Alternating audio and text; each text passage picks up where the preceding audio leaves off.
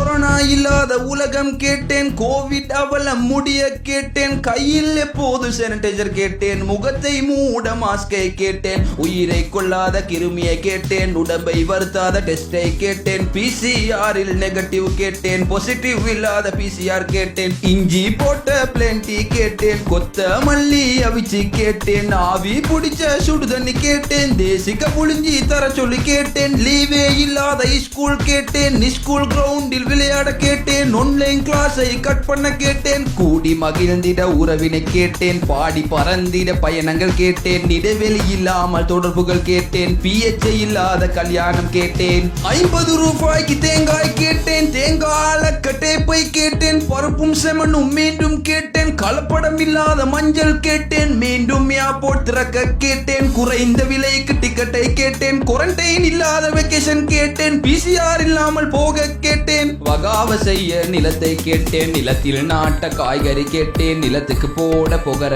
கேட்டேன், உண்மை சொல்லும் ஊடகம் கேட்டேன், பிசினஸ் இல்லாத மெடிசின் கேட்டேன், நோயை எதிர்க்கும் மருந்தை கேட்டேன், இயல்பு வாழ்க்கை திரும்ப கேட்டேன், இதிலே எதுவும் கிடைக்கவில்லை, கொரோனா இன்னும் முடியவில்லை, லாக்டவுன் வேண்டாம் என்று உலகம் மீண்டும் இயங்கிட கேட்டேன்.